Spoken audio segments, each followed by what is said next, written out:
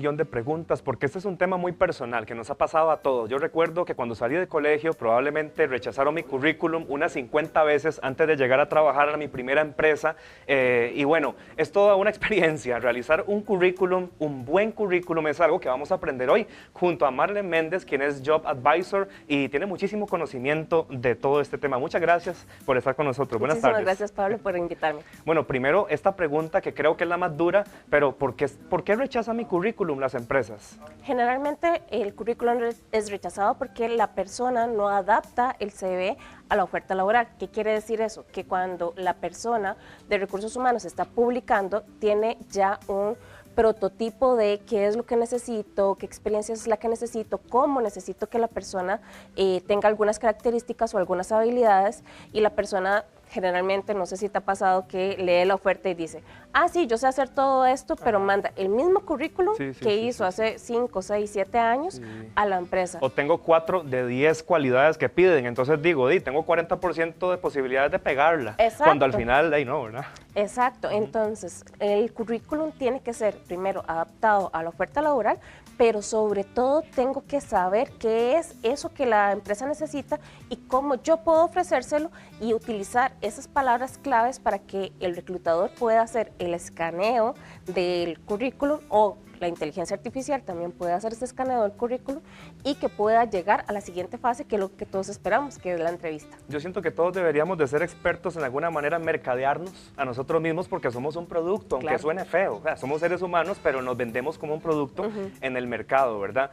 Hay ciertas cosas que poníamos antes en el currículum, la fotografía, el nombre de mi perrito, un montón de hobbies. Los hobbies, contarse un cuento de uno mismo que ni uno se la cree, ¿verdad? Claro. Entonces, puntualmente, Marlene, ¿qué no tenemos que poner en el currículum? Quizá empezar por ahí y después vamos a repasar qué sí poner en el currículum. Ok, la foto es un tema bastante fuerte. ¿Por qué? Porque la reforma procesal laboral que se publicó en el 2016 nos dice que esto puede ser un aspecto discriminatorio. Incluso para un puesto. Por ejemplo, están pidiendo una empresa edecanes, están pidiendo modelos, están pidiendo un casting de televisión, o bueno, uno trabaja también en medios de comunicación y obviamente la imagen a veces es importante para reclutar. Ahí también se toma en cuenta eso. Ahora, aquí va el pero.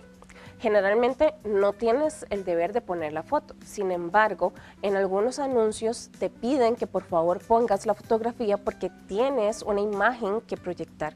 Vos vas a hacer la cara de la empresa, por ejemplo, agentes de ventas, como bien decías, de decanes, personas que van a ser modelos o que van a representar la marca de la empresa, por ejemplo, en mercadeo, periodismo, etcétera, etcétera. Entonces, dependiendo de la posición a la que vas a optar, la foto es muy importante. Entonces, ¿qué cosas vamos a evitar en la foto? Por ejemplo, selfies.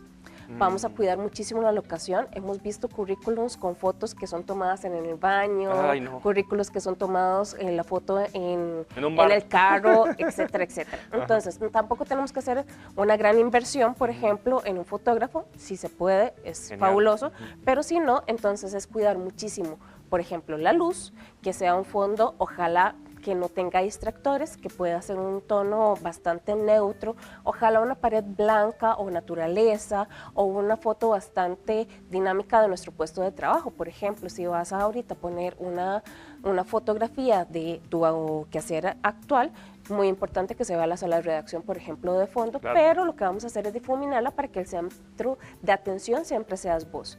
Entonces, la foto es importante que se vean tus facciones, que te veas cómo vas a ir a la entrevista. ¿Por qué? Porque también pasa que mucha gente se produce muchísimo para poder ir a la entrevista o para poder sacarse la fotografía del CV, y cuando llega a la entrevista uno dice, es que no sos la misma persona. Entonces, hay que evitar esos detalles y como decir, en esas aplicaciones para citas ahí, que a veces todo cambia. O fatal, las personas que utilizan inteligencia artificial para montar una foto profesional y a veces salen con 6 dedos, con los ojos más pequeños o más grandes. Entonces, cuidemos mucho esos detalles de que podamos vernos de una forma natural y real. Hay una cosa importante que tiene que ver con la ubicación, porque hay puestos de teletrabajo que yo digo, vea, al jefe probablemente no le interese, que es un puesto en Estados Unidos, en otro país, de que yo viva en Upala, o que yo viva en San José o en Guanacaste. ¿Esto hay que ponerlo o no? No, de hecho, el currículum lo único que tiene que tener, y te lo puedo mostrar acá, es el número de teléfono la dirección de correo electrónico y si quieres, tienes que poner acá tu LinkedIn. Ok. Entonces, ahí dijiste acá, algo importante. La red social LinkedIn es casi que obligatoria para poder aplicar a un puesto de trabajo, al menos ejecutivo. Claro, porque LinkedIn está siendo una red sumamente importante, porque ahí estamos, primero que es una red profesional y segundo que estamos viendo todo tu historial laboral por completo. Es muy importante que veamos, en este caso, cómo vamos a ir trabajando en nuestra marca personal. ¿Por qué? Porque el currículum es solamente como una carta de presentación. Yo no sé si vos te acordás hace muchos años que uno iba a eventos y demás y entregaba la tarjeta de presentación. El currículum está funcionando de la misma manera. Yo necesito tener información clave acá para que entonces la persona quiera ir a mi LinkedIn, que pueda querer entrevistarme y quiera poder hacer el siguiente paso. Es una extensión de mi currículum. Exacto, entonces yo solamente voy a poner aquí cosas claves. Por ejemplo, si hace 10 años yo hice la función que están pidiendo, hace 10 años ya está obsoleto, está no lo voy a poner. Exactamente, entonces, pero puedo hacer referencia en mi LinkedIn que eso fue información importante y que sí tengo experiencia en esto, a no ser que sea un requisito predominante para la posición. Entonces, todos esos detalles tenemos que analizar. Perfecto. Y para hablar de lo que sí tenemos que poner en un currículum, tenemos dos ejemplos. Primero, repasamos este de Juan Paz, que es un caso pues creado por nuestra especialista Marlene, ¿verdad? Que sí tiene experiencia laboral. Después veremos uno que la persona no tiene experiencia laboral, porque puede pasar, ¿verdad? En este caso, ¿cómo funciona? Acá el diseño es muy importante, porque esto es lo que le vamos a enviar a un reclutador. Si bien hay otras plantillas que nosotros utilizamos y que se pueden utilizar para ya pasar otro tipo de filtros y demás, este es con el que vamos a hacer ese networking, o sea, que yo le voy a dar a Pablo para que Pablo me contrate. Entonces, es muy importante que sea un formato de columnas. ¿Por qué? Porque el reclutador lo que va a hacer es un escaneo rápido de que cumplas con los requisitos y que también puedas tener esas palabras claves que yo estoy buscando en este perfil. Y aplica para cuando el reclutador es un robot, porque vos sabes que hay empresas que filtran todo por medio de máquinas también. Cuando es por medio de máquinas, lo que vamos a utilizar es un Word. No vamos a utilizar una página de diseño como esta, sino que lo que vamos a hacer es utilizarlo en Word, porque eso es lo que va a leer la inteligencia artificial. Más flat, sin tanto diseño, sin tanto wiri-wiri. Entre más simple, más sencillo. Entonces, fungiendo con este ejemplo que te decía, que el currículum es como una carta de presentación o como una tarjeta de presentación, esto tiene que empezar. Por ejemplo, los colores. Esta persona está optando para ventas y es una persona muy dominante que sabe lo que quiere, entonces el rojo es un color bastante predominante y hace que inmediatamente yo lo pueda recordar. Entonces, también es muy importante que pongamos... Viste que el rojo ha estado presente hoy durante todo el programa, ha sido un color muy importante hoy, llegó la hora. ¿A qué puesto vamos a optar? ¿Por qué? Porque si, por ejemplo, el puesto es, en este caso, de ventas, pero yo tengo experiencia, no sé, como ingeniero, no me va a hacer el match porque no sé qué es lo que esa persona está necesitando. Ahora, vamos a poner la experiencia laboral de la más reciente a la más antigua. Siempre ese orden cronológico es importante. A la más antigua, pero no hace 15 años. Exacto. ¿Verdad? Vean que también es muy importante que solamente estoy poniendo mis últimas 3 experiencias laborales. 3. Exacto. ¿Por qué? Porque también necesitamos jugar muchísimo con el espacio. Entonces, ¿qué es lo que vamos a poner? El nombre del puesto que yo estaba desempeñando, el nombre de la empresa en la que yo me desempeñé y el tiempo. Aquí es muy importante que si hablemos de periodos de meses, primero que todo, y también que expliquemos el año. ¿Por qué? Porque a veces vamos a tener brechas entre un trabajo y otro. Entonces, si yo pongo los meses que trabajé, ya yo voy a tener una noción de cuánto esa persona trabajó para la empresa. Algunos lo ocultan porque o son despedidos al 4.º mes o tomaron o rotan mucho y no les interesa, ¿verdad? Pero imagino que uno mejor no acomodarse a conveniencia a eso, siempre ser honestos con el tiempo. Es muy importante que siempre tengamos congruencia con todo lo que vamos a poner. 3 meses, si el puesto al que estoy optando necesita esa experiencia y ya yo tengo 3 meses, es una curva de aprendizaje que ya me estoy ahorrando. Pero también hay que ser estratégicos de si me despidieron, por qué me despidieron y poderlo explicar. Pero eso es tema para otra sesión. Entonces, Marlene, es una página lo que se requiere, máximo. Generalmente, cuando la persona tiene mucha experiencia, puede ir hasta 2 o 3 páginas. Pero tiene que ser muy estratégico de la información que va a poner. ¿Por qué? Porque necesitamos hacer una lectura rápida. Por ejemplo, si ya yo tengo un currículum de 3 páginas, muy probablemente solo voy a leer la primera. Que tiene que ser la impactante. Exacto. La que enganche al Y la segunda ya lo voy a hacer para otro, digamos, para el proceso de selección voy a leer la primera página. Ya para el proceso de que voy a llamar, hacer la entrevista telefónica, el filtro, que ya me interesa que esta persona, por ejemplo, aplique pruebas y demás, ya yo voy a hacer un análisis más profundo. Acordémonos que tenemos que hacer un escaneo, por eso la lectura en columnas me facilita eso, porque entonces yo puedo decir, sí, Juan tiene la educación que necesito, las competencias que necesito, las habilidades que necesito son muy importantes. ¿Por qué? Porque las habilidades son aquellos términos técnicos que yo voy a utilizar. Lo que hablábamos la vez pasada, Pablo, que también competencias. Por ejemplo, cuando yo perfilo el puesto, yo digo, esta persona necesita ciertas características en su personalidad para poder ejecutar el puesto. Por ejemplo, estas son unas ventas muy particulares porque la persona tenía que hacer demostraciones en vivo y tenía que hacer consultas técnicas y resolver consultas técnicas. Entonces, era muy importante que tuviera empatía y que fuera muy autodidacta. Y esas palabras, cualidades son, creo que clave, porque hay gente que dice, soy buena persona, soy honesto y soy responsable. Maravilloso que sea responsable, pero esas palabras poderosas creo que hacen la diferencia. Y la mayoría de los perfiles de puesto, cuando nosotros los publicamos, los ponemos por default o lo podemos extraer. Esto es en este momento necesito una persona dinámica, creativa, si esto va a necesitar una persona que trabaje muy bien con el cambio, etcétera, etcétera. Ahora, es muy importante que también pongamos 3 puntos claves que sean logros y ojalá redactados en la metodología STAR, que es situación, problema, acción y el resultado final. Entonces, por ejemplo, esta persona generó una cartera de clientes interesadas en aditivos para la industria alimentaria con el fin de superar metas en un 40%. Con números y todo. Exacto, porque entonces eso me da una percepción de que la persona sí ha hecho un avance, sí ha hecho un logro y que esos números siempre sean demostrables, porque no vamos a inventar resultados donde no los hay.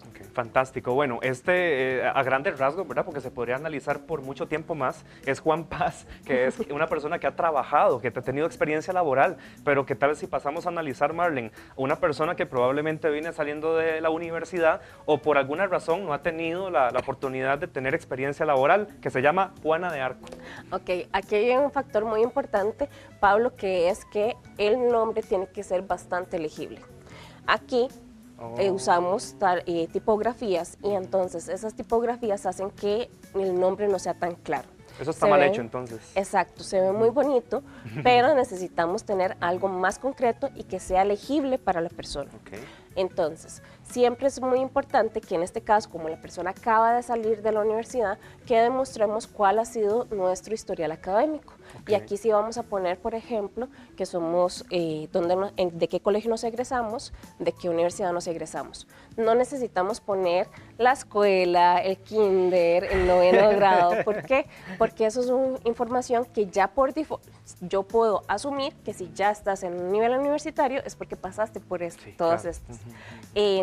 Hablábamos de las habilidades, por ejemplo, en este caso, esta persona tenía bastantes habilidades técnicas que son enseñadas en la universidad. O sea, ¿qué quiere decir eso? Que no necesita sacar un curso, una certificación adicional, sino que qué fue lo que más utilicé en mi carrera, qué es en lo que yo mejor tengo dominio.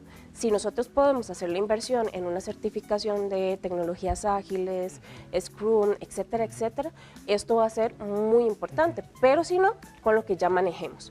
Igual, aquí es muy importante que desarrollemos conocimientos que tenemos de otras áreas o de algunos aportes que hemos podido hacer por investigaciones, por trabajos que hemos hecho, etcétera, etcétera. Aquí pusimos los datos de contacto al final, principalmente para poder decirle a la persona, esto es lo que yo quiero que vea. Entonces, estratégicamente, donde ponemos la información también tiene un Y si le intereso, llámeme. Exacto, es como, quiero que haga esto, llámeme. Aquí es muy importante que la persona no tenía mucha experiencia laboral, sin embargo, sí estaba haciendo una práctica supervisada y esta asistencia fue su TCU. ¿Qué quiere decir eso? Que todos tuvimos que haber hecho en el colegio o en la universidad un trabajo comunal. Claro, claro. Entonces, esto también cuenta. Pero es muy importante que también resaltemos qué fue lo que hicimos, cómo lo hicimos y qué era el resultado que se esperaba para eso, que es el método de STAR que te estaba comentando. Entonces, por ejemplo, ella lo que tenía que hacer era analizar documentos para garantizar el cumplimiento de los expedientes en una norma específica. Entonces, estos son datos claves que le tenemos que decir al reclutador y que tenemos que irlos denominando.